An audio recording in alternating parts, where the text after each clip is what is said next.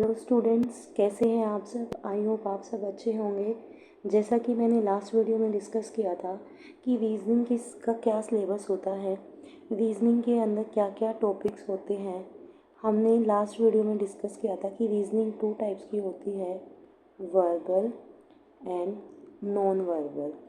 ठीक है, सबसे पहले अगर आपने लास्ट वीडियो नहीं देखी है कि इसका सिलेबस क्या क्या होता है, क्या क्या हमारे टॉपिक्स होते हैं, कौन कौन से जो टॉपिक्स हैं जिन पर DSSS, KVS, NVS, SSC किन किन सब्जेक्ट से वो क्वेश्चंस पूछता है, इन सबको हमने उसके अंदर डिस्कस किया हुआ है।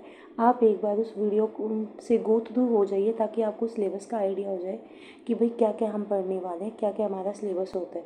क्योंकि कोई भी सब्जेक्ट जब हम पढ़ते हैं तो सबसे पहले हमें उसका सिलेबस पता होना चाहिए कि उसका क्या सिलेबस है, क्या क्या टॉपिक्स है जो मुझे पढ़ने हैं, मुझे उसमें से क्या मुझे आता है, क्या मुझे नहीं आता है। ठीक है, हमारे को अपना पता होना चाहिए कि भाई मुझे कितना आता है, कितना नहीं आता, मुझे ऐसे कौन से टॉपिक्स हैं जिन पे मुझे ज़्यादा फोकस देने की ज़रूरत है, कौन से मेरे ऐसे टॉपिक्स हैं जिन पे मुझे ज़्यादा मेहनत करनी है। तो इसके लिए हमें सबसे पहले अपना सिलेबस पता होना चाहिए। तो आप उस वीडियो को ज़रूर देखिए। उस वीडियो का लिंक जो है डिस्क्रिप्शन बॉक्स में आपको मिल जाएगा, वहाँ से आप उस वीडियो को देख सकते हैं। तो चलिए देखते हैं कि जो हमारी वर्बल रीजनिंग होती है उसके अंदर मैंने आपको बताया था कि हम 16 सब टॉपिक्स को रीड करने वाले हैं, स्टडी करने वाले हैं। ठीक है, उसके अंदर हमारे को सबसे फर्स्ट हमें गिवन था अल्फ़ाबेट टेस्ट सीरीज़। तो आज हम उसी को डिस्कस करेंगे। इसके लिए हमें सबसे पहले ये पता होना चाहिए कि भाई देख, हमारे पास टोटल 26 अल्फ़ाबेट्स होते हैं।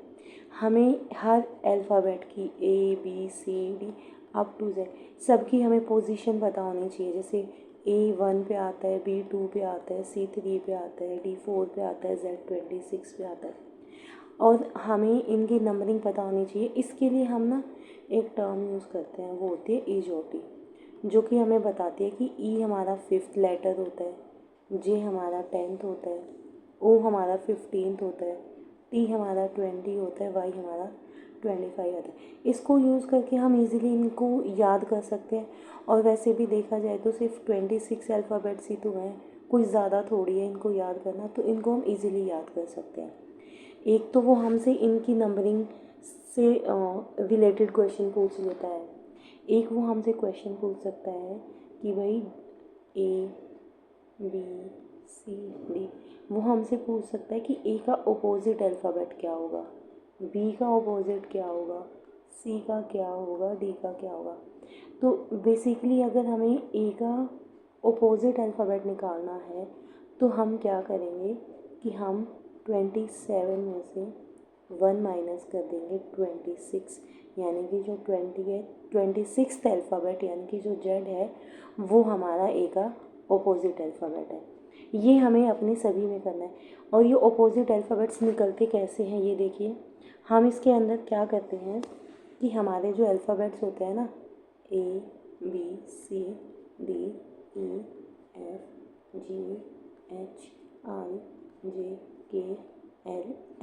हमारे पास 26 होते हैं। हम इनको 2 हाफ्स में डिवाइड करते हैं। पहले हम M तक लिखते हैं, फिर N से जो होता है ना हम उनको पीछे से लिखना स्टार्ट करते हैं ऐसे। ठीक है, अब अगर आप इन सब का सम करेंगे ना, ये 1, ये 26, तो ये क्या हो गया 27, ये 2, ये 25, तो क्या हो गया सम 27। यानी कि जितने भी हमारे अल्फ़ाबेट्स हैं ना, ये देखिए ये 13 होता है, ये 14 होता है, तो सम क्या हो गया 26। जब हमें किसी अल्फ़ाबेट का अपोजिट फाइंड आउट करना हो ना, जैसे मुझे उसमें दे रखा है J, मुझे J का अपोजिट फाइंड आउट करना है, मुझे नहीं पता है, लेकिन मुझे ये पता है कि मेरा J जो है वो 10th प्लेस पे आता है, और मुझे ये भी पता है कि भाई इनका जो सम होता है वो 27 होता है। तो क्या मैं 27 में से 10 माइनस करके ये मेरे पास क्या बचा 17। तो 17th पे मुझे अगर पता है तो मेरा 17th पे क्या होता है, मेरा क्या वो होता है, तो मेरा J का अपोजिट अल्फ़ाबेट कौन सा हो गया, क्या वो हो गया। तो ये तरीका होता है अल्फ़ाबेट्स का अपोजिट निकालने का। ओके, देखिए हमारे से वो कई बार क्वेश्चन पूछ लेता है कि भाई ए का ऑपोजिट क्या है, बी का ऑपोजिट, वो किसी भी अल्फ़ाबेट का हमसे ऑपोजिट पूछ लेगा। तो इसके लिए हम क्या कर सकते हैं, देखिए हमें पता है कि भाई मेरा जो ए है उसका ऑपोजिट जेड होता है। क्या हम इसको एज ए ट्रिक ऐसे लिख सकते हैं, अमिताभ एंड जया बच्चन, जया, अमिताभ एंड जया। फिर आया बी, बी का ऑपोजिट होता है वाई। क्या हम इसको बाय से याद नहीं कर सकते, बी और वाई को साथ में लिखकर बाय से याद हो जाएगा। फिर सी एक्स से हमने क्या याद कर लिया, सी एक्स से हमने याद कर लिया क्रिसमस, ठीक है। फिर आया हमारा डी डब्ल्यू, डी डब्ल्यू के लिए बहुत आसान है, दूध वाला, दूध वाले से हम याद रख सकते हैं, डी डब्ल्यू से हमारा क्या होता है, दूध वाला। इसके बाद आता है हमारा ई वी, ई वी को हम ऐसे याद कर सकते हैं, एम्प्टी वेकेंट, दोनों का मतलब क्या होता है, सेम होता है, खाली एम्प्टी वेकेंट, तो ई वी हमारा हो गया एम्प्टी वेकेंट। फिर आ गया एफ यू, एफ यू से हम बना सकते हैं फेयर अनफेयर, एफ यू से हमारा क्या बन जाएगा, फेयर अनफेयर। फिर जी टी, जी टी से हमारे जी टी रोड बन जाएंगे, ठीक है, जी टी से हमारे जी टी रोड बन जाएंगे। फिर उससे आएगा एच एस, एच एस से हम बना सकते हैं हाई स्कूल। ये बहुत आसान है, इनको हम बहुत इजीली याद कर सकते हैं, इनसे हमें याद हो जाएगा कि कौन सा किसके अपोजिट आएगा। आई आर, आई आर से हम याद कर सकते हैं इंडियन रेलवे, ठीक है। फिर हमारा आता है जे क्यू, जैक ऑफ क्वीन, जो हमारा किसके अंदर होता है, कार्ड्स के अंदर होते हैं ना हमारे पास जे और क्यू, तो जैक ऑफ क्वींस हो गया। के पी, के पी से क्या याद कर लेंगे, हम सब ने मूवी देखी होगी पी के मूवी, तो के पी से हम पी के मूवी को, पी के मूवी से हम के पी याद कर सकते हैं। एल ओ से हम याद कर लेंगे लाइट ऑफ, ठीक है। फिर और लास्ट में हमारे पास क्या बच जाएंगे, एम और एन, ये हमारे मिडल में होते हैं, तो ये इससे याद हो जाएगा, ठीक है। तो ये ट्रिक है इनको याद करने की, जिससे हम इजीली इनको याद कर सकते हैं।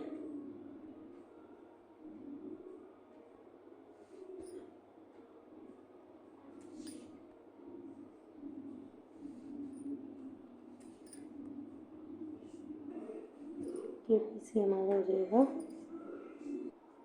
तो के पी से हमारा पी के हो जाएगा। तो ये हमारी ट्रिक है अल्फ़ाबेट्स को याद करने की, कि कौन सा अल्फ़ाबेट किसके ऑपोजिट आता है, ऑपोजिट ऑफ अल्फ़ाबेट्स, ठीक है। ओके, अब आगे चलते हैं। अगर हमें अपने अल्फ़ा ए टू जेड की वैल्यू याद करनी है तो हम क्या कर सकते हैं, देखिए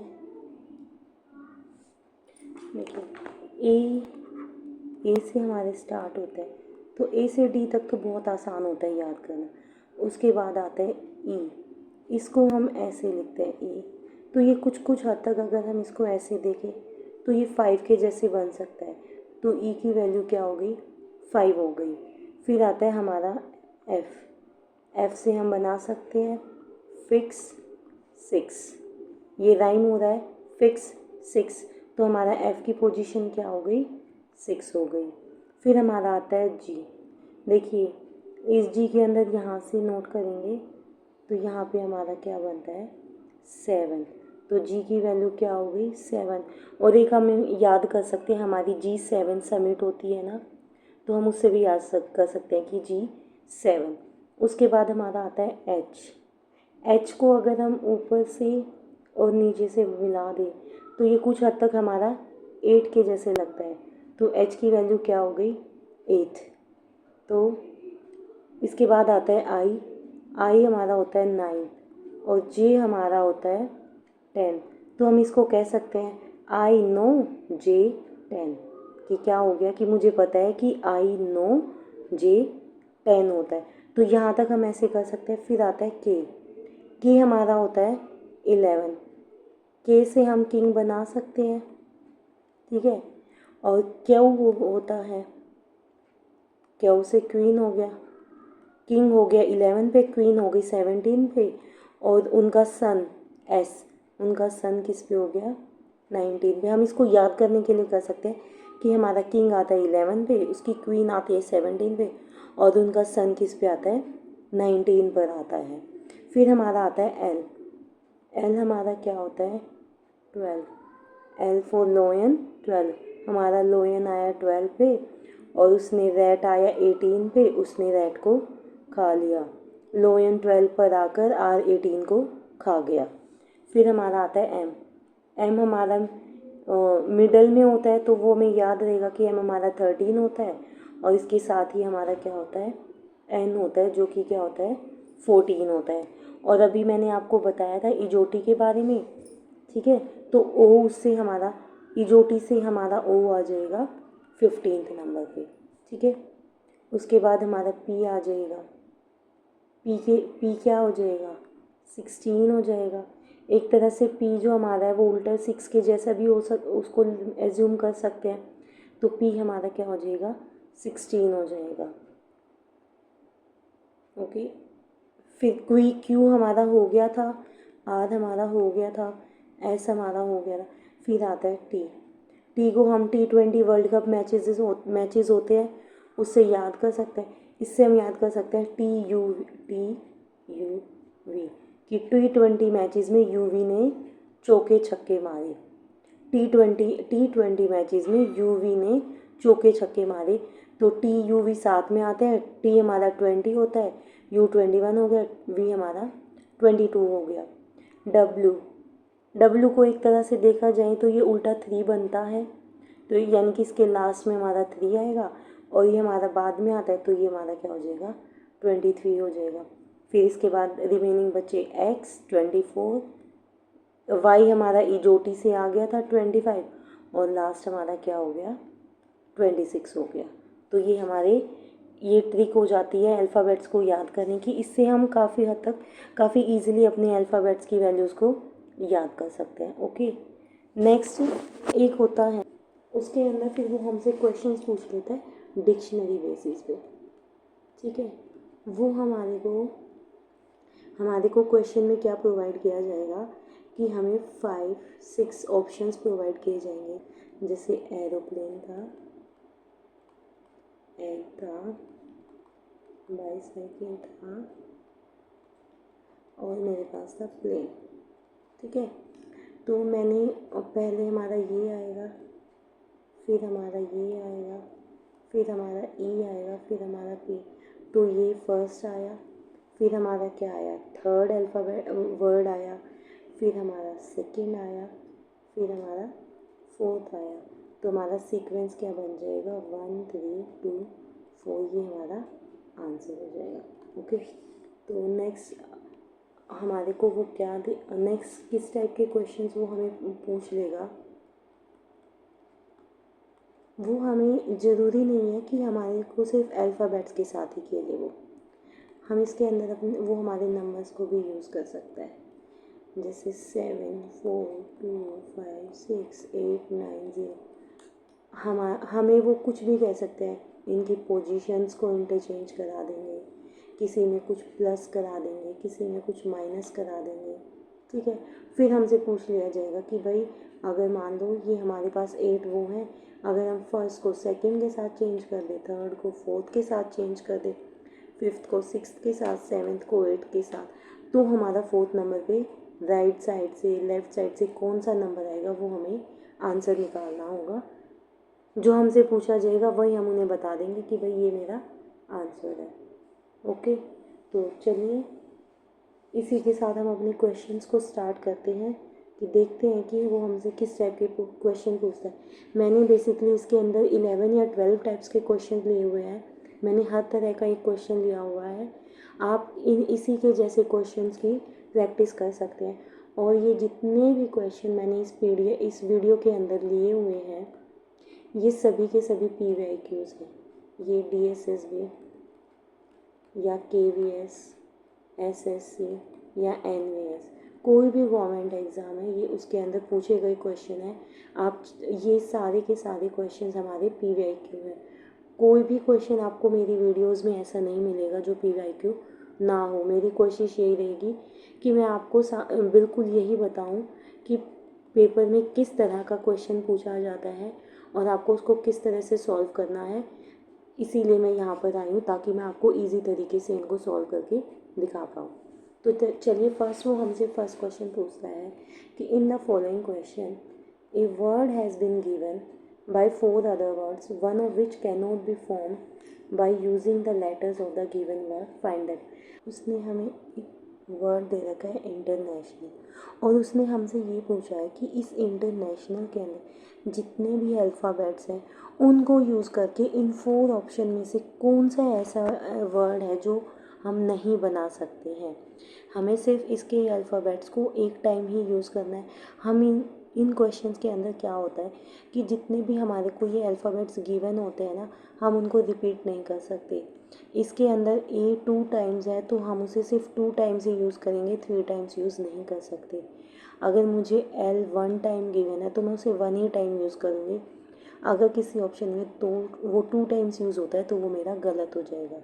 तो देखिए पहला ऑप्शन देखते हैं, NATION, नेशन। ये तो इसमें दिखाई दे रहा है हमें कि नेशन तो इसके अंदर गिवन है, तो ये हमारा फॉर्म हो सकता है, तो ये हमारा आंसर। नेक्स्ट देखिए REAC, हमारे इंटरनेशनल के अंदर C नहीं आता, लेकिन इस ऑप्शन में उसने C लिया है, तो ये मेरा क्या हो जाएगा, ये मेरा आंसर हो जाएगा कि हम इंटरनेशनल वर्ड को यूज़ करके हम रिएक्शन नहीं बना सकते हैं। आप इसी तरह के क्वेश्चंस की प्रैक्टिस कीजिएगा। ये क्वेश्चन ज़रूर पूछा जाता है और ये हर बार पूछा जाता है कि ऐसे कौन से वर्ड्स हैं जिसको यूज़ करके हम कोई वर्ड नहीं बना सकते हैं, या इन लेटर्स को यूज़ करके हम कौन सा वर्ड बना सकते हैं। तो चलिए टाइप 2 पे चलते हैं। इसके अंदर वो हमसे पूछ रहा है कि भाई जो हमारे इंग्लिश अल्फ़ाबेट्स हैं उनको हमने रिवर्स ऑर्डर में लिखा है। फिर वो हमसे पूछता है कि कौन सा लेटर है जो 5th to the left of the 14th letter from the left. हमने अल्फ़ाबेट्स को लिखा रिवर्स ऑर्डर में, ठीक है।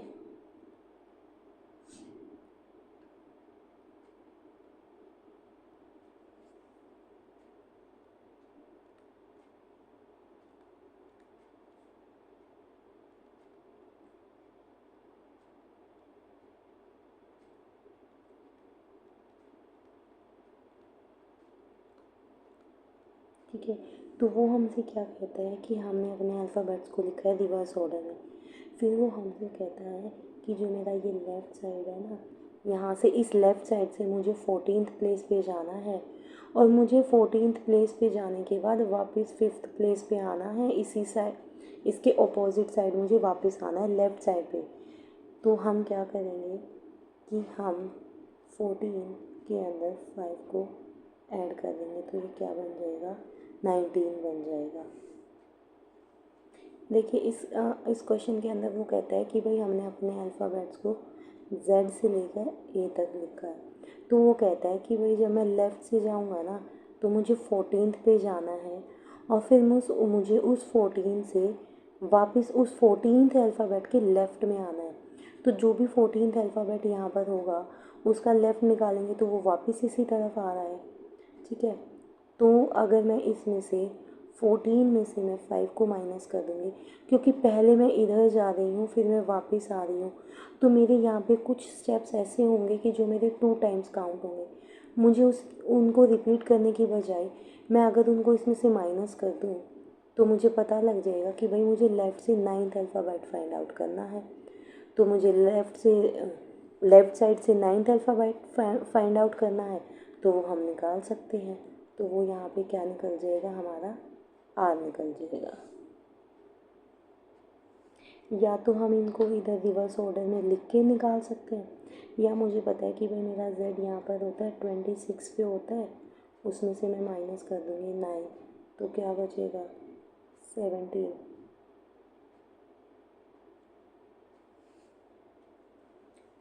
तो पीछे से हम डायरेक्ट निकाल लेंगे कि हमारा z से पीछे की तरफ से निकालिए 9, या फिर आप इनको रिवर्स ऑर्डर में लिख के फिर यहाँ से निकाल दीजिए 9, तो हमारा क्या आंसर आ जाएगा, आर इसका आंसर आ जाएगा। तो चलिए नेक्स्ट क्वेश्चन पे चलते हैं। नेक्स्ट क्वेश्चन क्या कह रहा है हमसे, वो हमसे क्या पूछना चाह रहा है कि which letter will be the 10th to the right of the 18th letter from the right hand of the English alphabet, यानी कि हमें पीछे की तरफ से 18th लेटर पे आना है और फिर हमें जो हमारा 18th लेटर है उसके राइट साइड में जाके 10th अल्फ़ाबेट फाइंड आउट करना है। तो इसके अंदर भी वही है कि भाई पहले हम 18 स्टेप्स इधर चल रहे हैं, फिर वो हमसे वापस कह रहा है कि भाई पहले आप 18 स्टेप चलो, लेकिन आप ना 10 स्टेप वापस आ जाओ। तो हम इनको रिपीट करने की बजाय हम डायरेक्ट क्या कर देंगे, 18 में से 10 माइनस करके हमारे पास 8 आ जाएगा। तो हम रिवर्स साइड से राइट साइड से हमारी पीछे की तरफ से हम अपना 8th अल्फ़ाबेट निकाल देंगे, तो वो हमारा आंसर हो जाएगा, जो कि हमारा निकल जाएगा ऐसे, देखिए ZYX। या तो आप ऐसे करके लिख लीजिए या स्टार्टिंग से चलिए जाइए, ठीक है। तो हमारे पास इसका आंसर आ जाएगा S। तो ठीक है, ये हमारा आंसर आ जाएगा S। तो चलिए नेक्स्ट क्वेश्चन पे चलते हैं। नेक्स्ट टाइप हमसे क्या कह रहा है, देखिए हमारे को if in a given number 5894327614 we interchange the first and the second digit, third and the fourth digit, fifth and the six digit and so on, then counting from the right end, पीछे की तरफ से count करते हुए हमें बताना है कि सिक्स्थ कौन सा होगा, ठीक है। तो वो क्या कह रहा है बेसिकली, इसके अंदर वो क्या कह रहा है कि हमने 5 को 8 के साथ इंटरचेंज कर दिया, 8 को 5 के साथ इंटरचेंज कर दिया, 9 को 4 से, 4 को 9 से, 3 को 2 से, 2 को 3 से, ठीक है। आपस में हमने ऐसे ही एंड सो ऑन।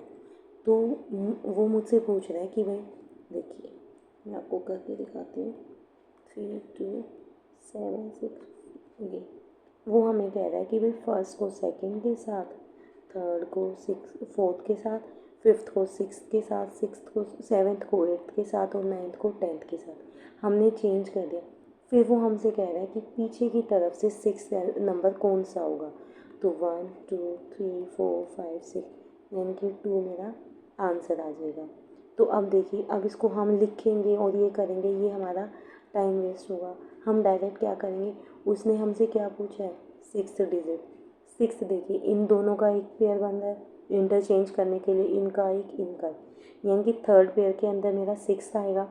जो मेरा यहाँ पर सिक्स है तो वो मेरा पीछे की तरफ से भी सिक्स बन जाएगा, यानी कि जो मेरा स्टार्टिंग से सिक्स आ रहा है वही मेरा पीछे से सिक्स हो जाएगा, तो वही मेरा आंसर हो जाएगा। इस तरह के क्वेश्चंस वो पूछ लेता है, ठीक है। तो इसके अंदर यही करना होता है। ज़रूरी नहीं है कि आप इन सबको रिवर्स ऑर्डर में लिखो, जैसा उसने बोला है कि भाई आप इनको दोबारा लिखो और वो करो। आप डायरेक्ट जा सकते हो। अगर वो हमसे कहता है कि भाई मेरा राइट हैंड से मुझे फिफ्थ निकालना है, ठीक है, तो राइट हैंड से फिफ्थ क्या होगा, क्योंकि इसके अंदर 10 है, तो वही जो मेरा आगे से सेवन्थ है, फिफ्थ है, वही मेरा यहाँ से फिफ्थ हो जाएगा। ओके, तो इस तरह से ये क्वेश्चन होते हैं, ज़्यादा मुश्किल नहीं होते, ये बहुत इजी क्वेश्चन है, क्योंकि हमें सिर्फ इंटरचेंज करके ये बताना है कि भाई मेरा सिर्फ ये है कि हमें इसमें ये यूज़ देखना है कि हम इसको इजीली कैसे सॉल्व कर पाएंगे। अगर हम इसको लिखेंगे तो ये हमारा टाइम वेस्ट करेगा। ये सिर्फ 1 सेकंड में होने वाला क्वेश्चन है, सिर्फ हमें रीड करके देखना है कि भाई उसने मुझसे सिक्स्थ पूछा है, तो सिक्स्थ मेरा कहाँ पर आ रहा है, मेरा सिक्स्थ इधर आ रहा है, तो यानी कि इन दोनों का इंटरचेंज हो रहा है। जब ये इधर स्टार्टिंग में सिक्स्थ है तो इधर घूम के ये इधर से सिक्स्थ हो जाएगा, तो यही मेरा आंसर हो जाएगा, ठीक है। तो चलिए नेक्स्ट क्वेश्चन की तरफ चलते हैं। नेक्स्ट टाइप पे चलते हैं। वो क्या, उसने हमें एक वर्ड गिवन है, हमारे को एक वर्ड दिया हुआ है मैन्युफैक्चरर। इसमें से हमें ये हमने पीछे एक क्वेश्चन किया था ना कि भाई हमने इंटरनेशनल एक क्वेश्चन किया था ये सेम उसी तरह है कि भाई ऐसे कौन सा है जिसको हम इसके अल्फ़ाबेट्स को यूज़ करके नहीं बना सकते हैं।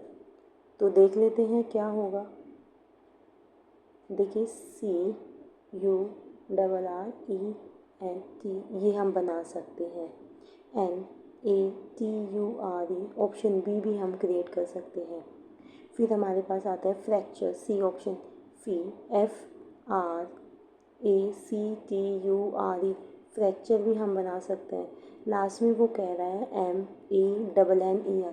देखिए इसके अंदर एन तो है लेकिन वो 1 टाइम है और हमने यहाँ पर 2 टाइम्स यूज़ किया है, तो ये गलत हो जाएगा कि हम भाई मैन्युफैक्चरर को यूज़ करके हम मैनर नहीं बना सकते हैं। तो ये ज़्यादा मुश्किल क्वेश्चन नहीं होता, ये बहुत आसान क्वेश्चन है। सिर्फ हमें यही देखना है, अगर आपकी प्रैक्टिस है तो आप इन ऑप्शंस को देखते ही समझ जाते हैं कि भाई इसके अंदर 2 टाइम्स एन यूज़ किया हुआ है और इसके अंदर 1 टाइम आता है, तो यही मेरा आंसर है। हम मैनर को मैन्युफैक्चरर की हेल्प से नहीं बना सकते हैं। चलिए नेक्स्ट स्टेप पे चलते हैं।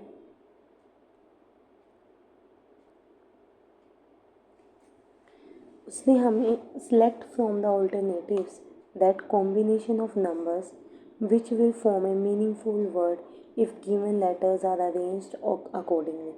उसने हमें 6 अल्फ़ाबेट्स गिवन है और उनको एक नंबरिंग प्रोवाइड कर रखी है। हमें इन नंबर्स को इस एक सीक्वेंस में लगाना है जिससे कि एक मीनिंगफुल वर्ड बन जाए।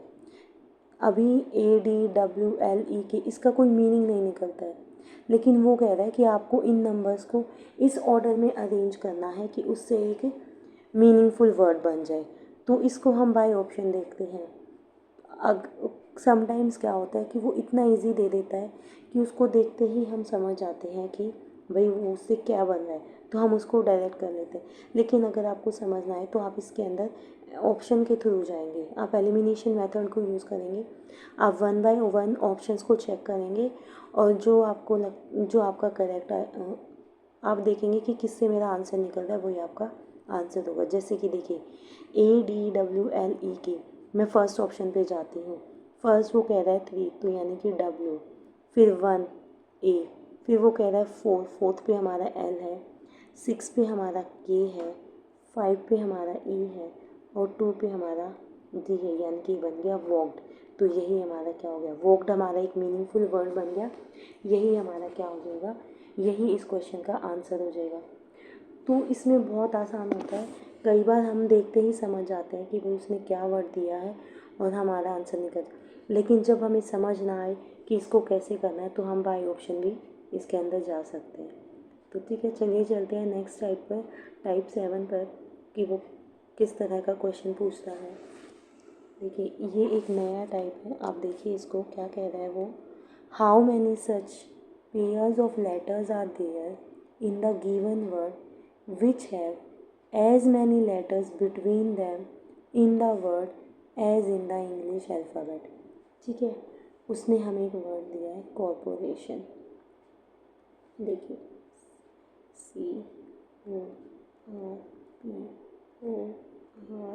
CORPORATION। तो इस क्वेश्चन के अंदर वो कहना क्या चाह रहा है कि ये जैसे ABCD E और D है, इनके बीच में 2 अल्फ़ाबेट आ रहे हैं। अगर इसके अंदर मेरा A और D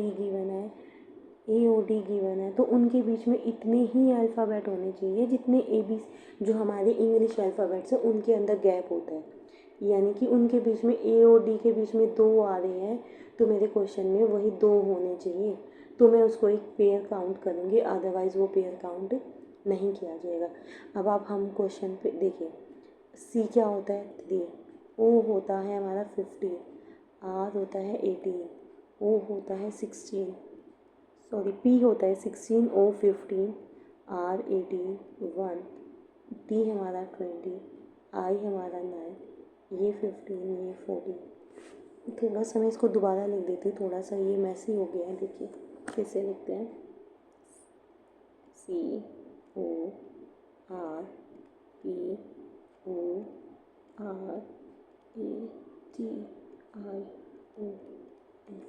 C3 15, 18, 16, 15, 18, 1, 20, 9, 15 एंड 14। तो देखिए हम इसमें यहाँ से स्टार्ट करते हैं, स्टार्टिंग से। आप डायरेक्ट नहीं जा सकते, आपको सी से फर्स्ट से स्टार्ट करना होगा और आपको ईच एंड एवरी अल्फ़ाबेट, जितने भी इसके अल्फ़ाबेट्स हैं, हर एक को इसके साथ चेक करना होगा कि 3 के बाद ये जितने भी अल्फ़ाबेट्स हैं क्या इनके बीच में उतना ही गैप है जितना हमारे अल्फ़ाबेट सीरीज़ के अंदर होता है। तो देखिए 3, 4, 3 के बाद क्या आता है 4, 5, 6, 7, 8, 9, 10, 11, 12, 13। मेरी कोई भी नंबरिंग जो मैंने नंबरिंग बोली है उससे मैच नहीं होते, यानी कि सी का इनमें से किसी के साथ भी पेयर नहीं बनता है। फिर मैंने स्टार्ट किया 15 से। आपको बस क्या करना है, आपको एक अल्फ़ाबेट उठाना है और जो उसका नंबर है उसके बाद काउंटिंग करनी। जहाँ पे आपकी काउंटिंग मैच हो जाएगी वो आपका एक पेयर बन जाएगा। अगर आपकी किसी के साथ भी काउंटिंग मैच नहीं होती है तो वो आपका पेयर नहीं है। हम जैसे 15 से स्टार्ट करते हैं, 16, 17, 18, 19, 20, 21, 22, 23, 24, ये भी नहीं है। 18 से स्टार्ट किया, 18, 19, 20, 21, 22। देखिए आगे तो इससे ज़्यादा है, ये तो हमारे पास है ही नहीं तो उसको काउंट करने की ज़रूरत ही नहीं है। फिर हमने स्टार्ट किया 16 से, 16, 17, 18। देखिए 16, 17, 18 मेरी यहाँ पर नंबरिंग मैच हो गई तो मेरा एक पेयर बन गया पी और आर का। ठीक है, अब मैं 18, 19, 20 मेरा यहाँ पर एक और अल्फ़ाबेट मैच, काउंटिंग मैच कर गई। मेरा यहाँ पर एक और पेयर बन गया पी टी। ठीक है, अब 20 के बाद 21, 22, 23 नहीं बनता है हमारा। फिर हमने 15 से स्टार्ट किया, 15, 16, 17, 18, 19, 20, 21 नहीं बना। 18, 19, 20 मेरा यहाँ पर एक और पेयर में बन गया क्योंकि मेरी काउंटिंग मैच कर गई, जो कि हो गया मेरा आर एन टी। फिर उसके बाद आगे क्योंकि 20 से बड़ा कोई है ही नहीं तो आगे काउंट करने की भी ज़रूरत नहीं है। 1 से स्टार्ट किया, आगे कोई भी नंबरिंग नहीं है जो मेरी 1 से मैच हो तो काउंट करने की ज़रूरत नहीं है। आप इतना देख लीजिए ना कि भाई मेरा 1 है, इसके बाद 2, 3, 4, 5 आना चाहिए, लेकिन ऐसा कोई भी नहीं तो उसको काउंट करने की ज़रूरत नहीं, आप उसको स्किप कर सकते हैं। नेक्स्ट चलते हैं। ठीक है, 9 के बाद मेरा नहीं होता है। अब हमने इसको फ्रंट से तो कर लिया, 15 के बाद 16 आना चाहिए, वो भी नहीं है, और लास्ट में मेरा 14 बचा है, तो यानी कि इसके बाद मेरा कोई भी मैच नहीं बना। अब जो ये क्वेश्चन होते हैं ना, इसके अंदर जब तक हमारे को क्वेश्चन में मेंशन ना किया हो कि हमें सिर्फ फ्रंट साइड से जाना है या हमें सिर्फ बैक साइड से काउंट करना है, जब तक वो हमें ये ऑप्शन ना दे, हमें इनको बोथ साइड से चेक करना है। अगर मैंने इधर से चेक किया है तो अब मैं इसको रिवर्स साइड से भी चेक करूँगी कि मेरे रिवर्स साइड से भी मेरे अल्फ़ाबेट्स का गैप सेम होना चाहिए। जैसे कि मैंने एन से स्टार्ट किया, 14, 15 मेरा पेयर बन के आ गया एन और ओ का, तो यानी कि ये मेरा एक पेयर बन जाएगा। फिर यहाँ से देखते हैं N O P Q R S T U, नहीं है कोई भी। फिर यहाँ से स्टार्ट किया 15, 16, 17, 18, 19, 20, 21, 22, 23 नहीं बनता है। 9, 10, 11, 12, 13, 14, 15, 16 कोई भी पेयर नहीं बनता है। 20 से बड़ा कोई भी नहीं है तो इसको काउंट करने की ज़रूरत ही नहीं है। 1 के बाद कोई भी नहीं है, 1 के ये सब बड़े हैं तो यहाँ पर भी मेरा पेयर नहीं बनेगा। 18 के बाद 19, 20 कोई भी नहीं है तो काउंट करने की ज़रूरत नहीं। 15 के बाद मेरा आया 16 ओ पी, तो ये भी मेरा एक पेयर बन जाएगा। ठीक है, और फिर क्या वो आर नहीं है तो ये नहीं बनेगा। तो इसके अंदर हमारे पास बन गए 1, 2, 3, 4, 5।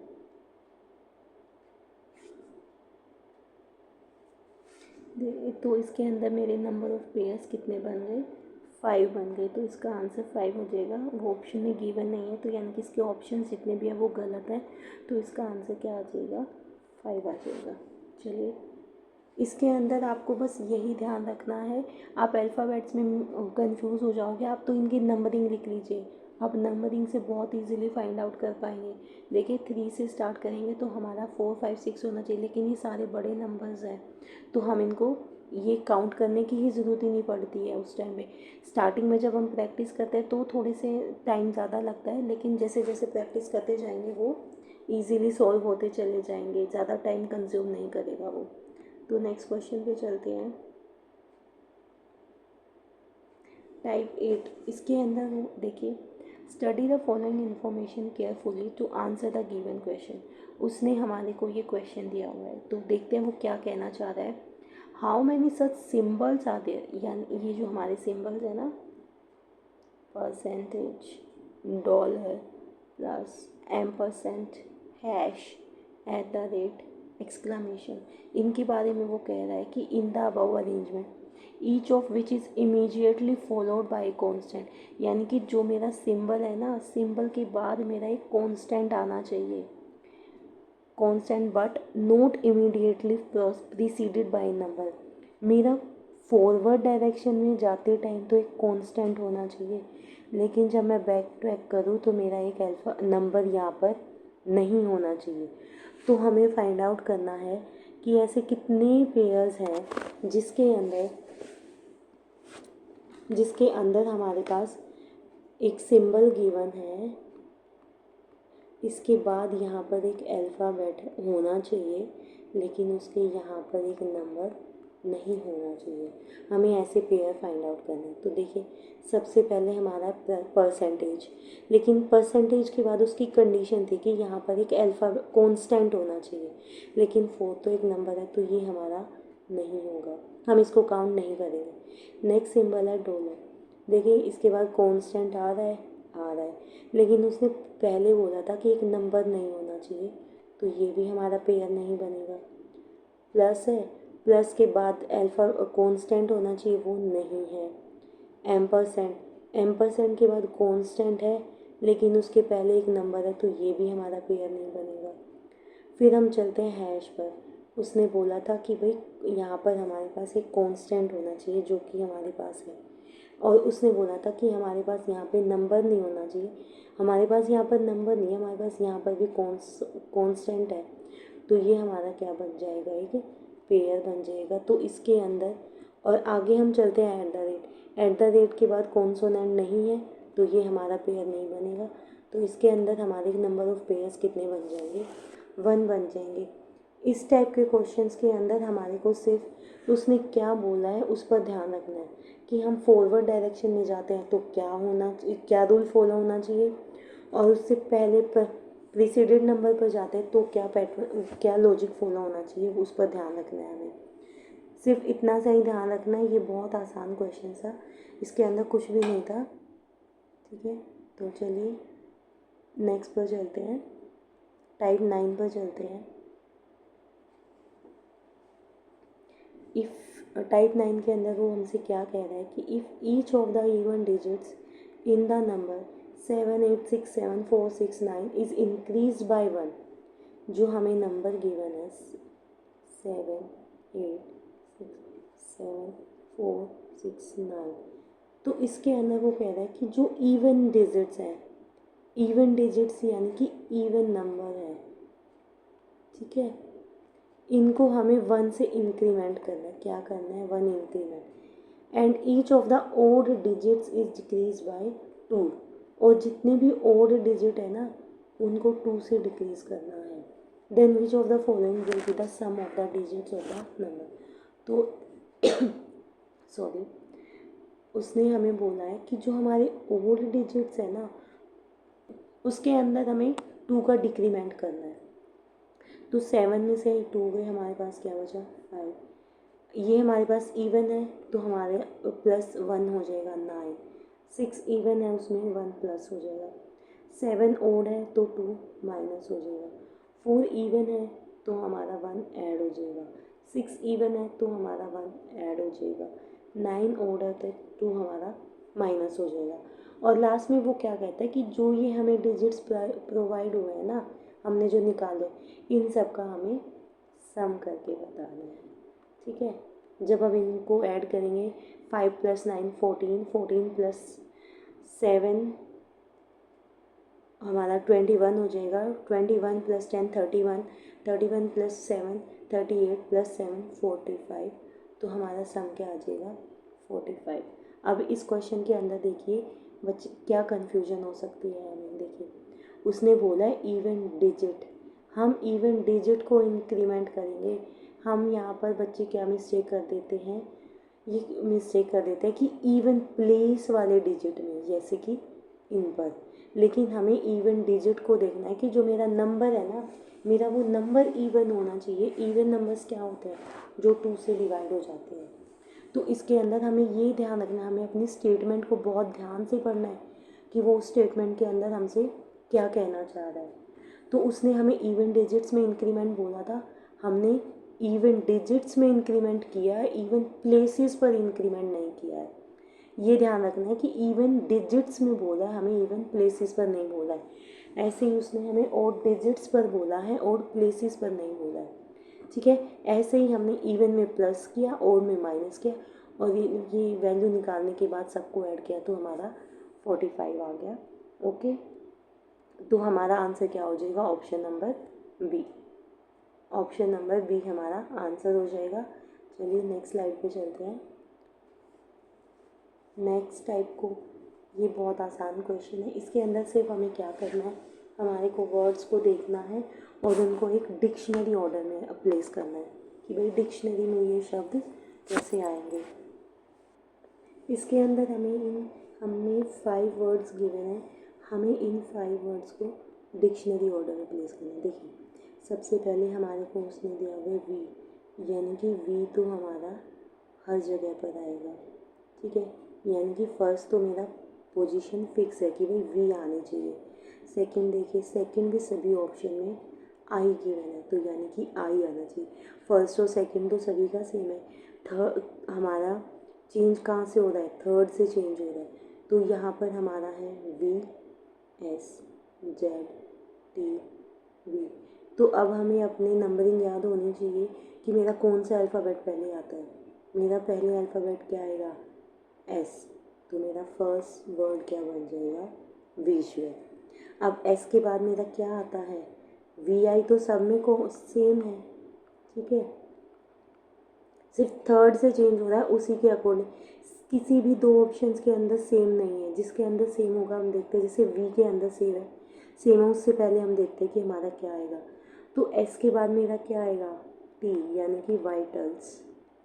फिर वो हमारे पास क्या आएगा, एस टी यू वी आएगा। अब मेरे पास वी जो है वो 2 ऑप्शंस के अंदर है, तो अब मेरा ये सेम हो गया। अब हम फिर कहाँ से चेक करेंगे, फोर्थ अल्फ़ाबेट से चेक करेंगे।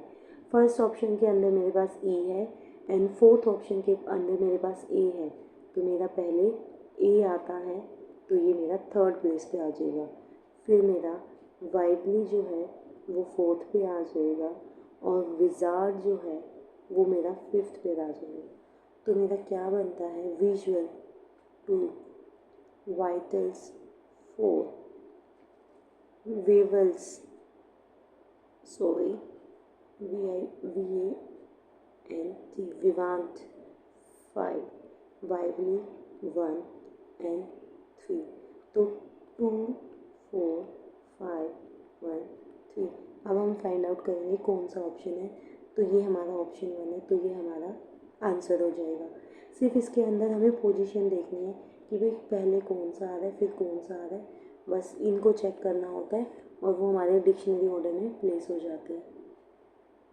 ठीक है, तो चलिए नेक्स्ट क्वेश्चन पे चलते हैं, नेक्स्ट टाइप पे चलते हैं। If in the English alphabet series A is written for A and B is written for C and D and C is written for E and F and D is written for G and H. देखिए हमारे पास alphabets होते हैं A B C D E F G H J K L M N P Q R S T U V W X Y Z. वो क्या कह रहा है कि ए और बी के लिए हम यूज़ कर रहे हैं ए, सी और डी के लिए यूज़ कर रहे हैं बी, ई और एफ के लिए यूज़ कर रहे हैं सी, जी और एच के लिए यूज़ कर रहे हैं डी। ऐसे हम 2 अल्फ़ाबेट्स के लिए एक वर्ड यूज़ कर रहे हैं। ठीक है, यानी कि हमने पेयरिंग कर दी है इनकी। ठीक है, फिर आगे वो कहते हैं H and so on. Then what will be the fifth letter from the right end of the new structure? ये हमारा न्यू स्ट्रक्चर बनता है E F G H I J K L M। तो हमारी न्यू सीरीज़ कहाँ तक पहुँची? M तक पहुँची। उसने राइट हैंड साइड से फिफ्थ पूछा है, तो 1 2 3 4 5, तो क्या आ जाएगा? आई, यानी कि आई हमारा ऑप्शन नंबर बी हमारा आंसर हो जाएगा। इसके अंदर कुछ नहीं किया है, सिर्फ हमारे को उसने बोला था कि भाई 2 अल्फ़ाबेट्स के लिए मैं एक अल्फ़ाबेट यूज़ कर रहा हूँ, यानी कि 26 अल्फ़ाबेट्स थे तो उसका हाफ हो गया, यानी कि मैंने 26 अल्फ़ाबेट्स की जगह पर सिर्फ 13 अल्फ़ाबेट्स को यूज़ किया है। और उन 13 में से उसने from the back side fifth पूछा है, तो 13 में से फिफ्थ करेंगे तो क्या आ जाएगा? 13 12 11 10 9 8, तो हमारा क्या आ जाएगा? 1 2 3 4 5, तो 9th अल्फ़ाबेट यानी कि हमारा आई आ जाएगा। ठीक है, ये हमारा इसका आंसर हो जाएगा। तो इसके अंदर हमारा आंसर हो जाएगा ऑप्शन नंबर बी, आई। चलिए नेक्स्ट क्वेश्चन पे चलते हैं। इसके अंदर वो हमें क्या कह रहा है कि number of letters skipped in between adjacent letters in the series is 2। उसने हमें 4 ऑप्शंस प्रोवाइड किए हुए हैं कि जो एडजेसेंट होते हैं हमारे साथ वाले, ए बी सी डी, ए का एडजेसेंट कौन है? बी, बी के एडजेसेंट कौन है? ए और सी के एडजेसेंट कौन है? बी और डी, ये दिए हैं। और वो कह रहा है कि इनके जो बीच में जो गैप है ना, वो 2 अल्फ़ाबेट्स का गैप है। विच of the following series observe the given rule? तो इन चारों में से कौन सी वो सीरीज़ है जो इस रूल को फॉलो कर रही है, वो हमें फाइंड आउट करना है। देखिए, तो इसके अंदर हमें ऑप्शंस के थ्रू ही जाना पड़ेगा क्योंकि ऑप्शंस ही गिवन है हमारे को।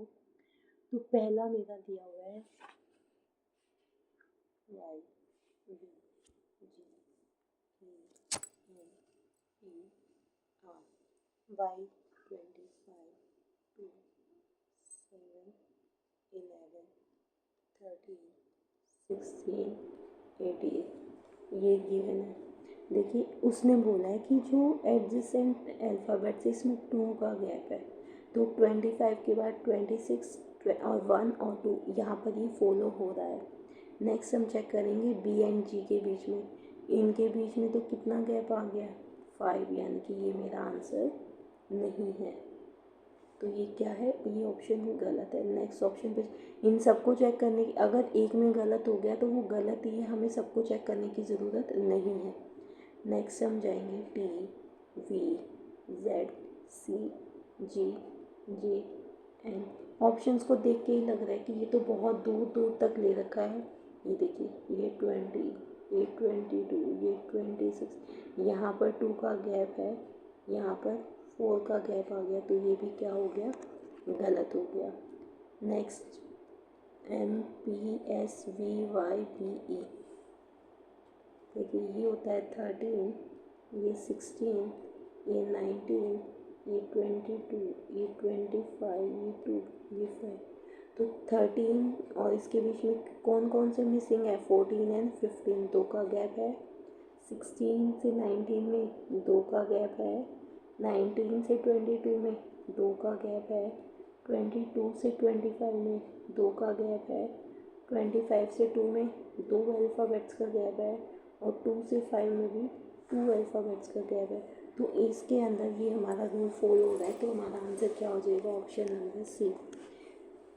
अब जैसे हमारे ऑप्शन 1 और 2 थे ना, यहाँ पर फॉलो हुआ, लेकिन यहाँ पर गलत हो गया, तो हम इस ऑप्शन को यहीं छोड़ देंगे। हमें अपना टाइम वेस्ट नहीं करना है, हमें अपने टाइम को बचाना है, क्योंकि जब वो यहाँ पर गलत हो गया तो वो पूरे उसके अंदर ही गलत हो जाएगा। एक भी जगह पर जो उसने हमारे को पैटर्न फॉलो करने को बोला है वो नहीं लगता है, तो वो ऑप्शन हमारा गलत हो जाएगा। हम उसको वहीं पर छोड़ देंगे और अपने नेक्स्ट ऑप्शन की तरफ जाएंगे। तो इससे हमारा आंसर क्या आ गया? ऑप्शन नंबर सी आ गया। चलिए आगे देखते हैं। तो आज के लिए इतने क्वेश्चन ही थे। आई होप आप सबको ये क्वेश्चन समझ आए होंगे,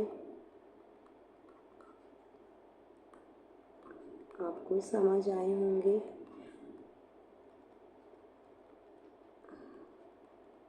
अगर कोई भी प्रॉब्लम है तो प्लीज़ मुझे कमेंट सेक्शन में बताना कि मैं क्या और अपने आप में चेंजेस कर सकती हूँ, मुझे पढ़ाने के तरीके में क्या चेंज करना चाहिए, या जैसे मैं करा रही हूँ ठीक है, क्योंकि अभी मेरी स्टार्टिंग है। तो आज के लिए इतना ही था। आई होप आप समझ आया होगा। अगर आपको कोई भी कमी लगती है तो मुझे कमेंट सेक्शन में ज़रूर बताइएगा कि क्या कमियां हैं, उनको कैसे मैं फिर अपनी तरफ से पूरी कोशिश करूँगी उनको चेंज करने की, उनमें सुधार करने की। और आपको अगर ये वीडियो पसंद आई हो तो लाइक कीजिए, शेयर कीजिए और सब्सक्राइब कीजिए। Thank you so much.